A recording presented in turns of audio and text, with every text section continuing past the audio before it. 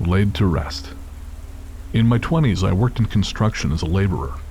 It was difficult work, but the money was good, and it kept me in shape. You wouldn't know it from the spare tire I carry around these days, but back then I looked like I was cut from stone. Don't get old, kids. It's a bad deal.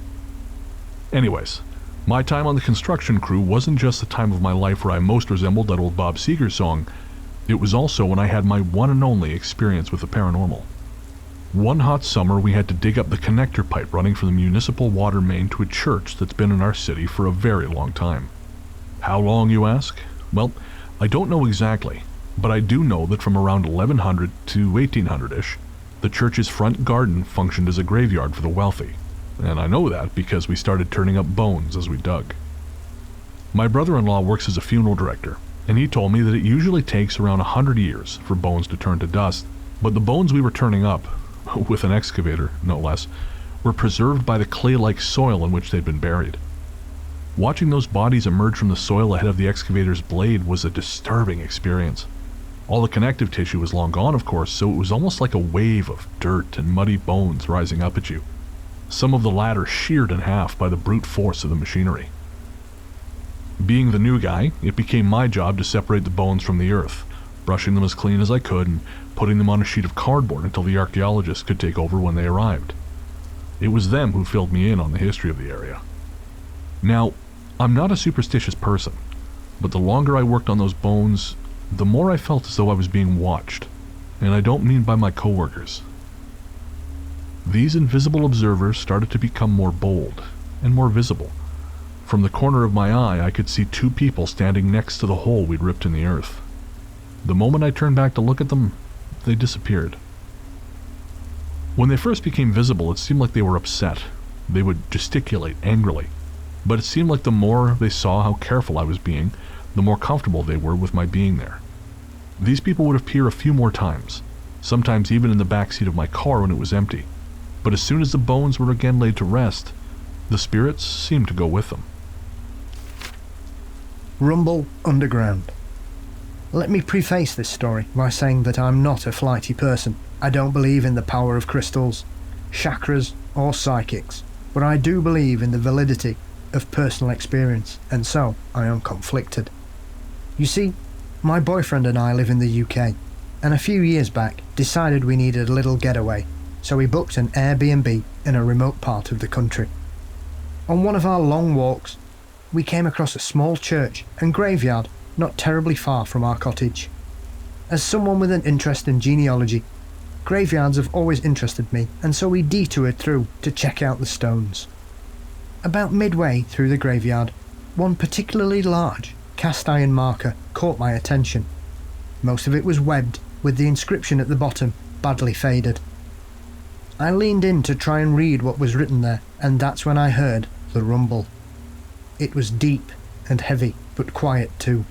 Not a steady sound, but rather a kind of pulsing hum. If you stood up, it was no longer audible. Like I said before, I'm not given to fantasy, and so my first thought was maybe it had something to do with planes passing overhead, but my boyfriend is an obsessive plane anorak, and he used the flight tracker app on his phone to show me no planes had been nearby for hours. So what was it? What deep rumble pulses underground in the middle of nowhere? The voice. The year my wife Monica died was a difficult one. We were young and healthy, confident in the knowledge that the reality of death was something we wouldn't have to face for years to come. A car accident on Monica's way home from work taught us otherwise, and losing her plunged me into a depression so deep I became convinced there was no way out. We both grew up in LA, and Monica was buried in Evergreen Cemetery. After her funeral, I would feel guilty for leaving her there and would spend hours there every day, either at her grave or walking around. I know it doesn't make sense, but I think part of me thought if I waited long enough, maybe she'd turn up somehow. It's not logical, of course, but I've learned that grief rarely is. This became a problem, of course, both for my work and general health, as I stopped eating and would sleep only fitfully, the guilt forcing my consciousness back to the surface every 30 minutes or so. It's very likely that if this had continued, I would have died. And looking back now, I think that was the point. Without her, I didn't see any reason to go on. It was a voice that saved me. Early one evening, as the final streaks of purple sunset were giving way to the blackness of night, I was walking toward the Evergreen Chapel on the First Street side of the cemetery. At least, that's where I was physically. Mentally, I was miles away, trying to find a version of my situation where all of this was a terrible mistake and Monica was still alive.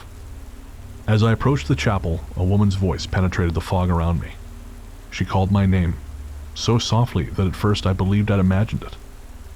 A few steps later, the voice called me again, and it was unmistakable. It seemed as though it was coming from the direction of the chapel, so I kept walking that way, trying to place the voice, which seemed familiar but elusive. It wasn't Monica, I knew that much, but still, it was a comforting sound that I recognized from somewhere. In the gathering dark, I walked around the chapel to find no one, and was just about to write it all off when the voice called again, closer than ever. And that's when it all snapped into focus. It was the voice of my mother, who had died when I was a boy. As soon as I'd made that mental connection, all the strength went out of me and I dropped to my knees. I wept harder than I ever had, and she spoke my name one last time. A feeling of deep, unwavering love flooded over me, and I knew she was with me. In that moment, I felt a glimmer of hope, and though it didn't last long, that feeling carried me through the next few weeks, as I began to take care of myself again, and rebuild my life. This story is adapted from the Evergreen Cemetery chapter in Mario Becerra's Haunted East LA, and you should really pick that up. It's on Kindle for like $5.50 in the US, and in Canada you can read it for free with Kindle Unlimited. It's a really good ghost book. It's one of the few ghost books I can honestly say I wish was longer.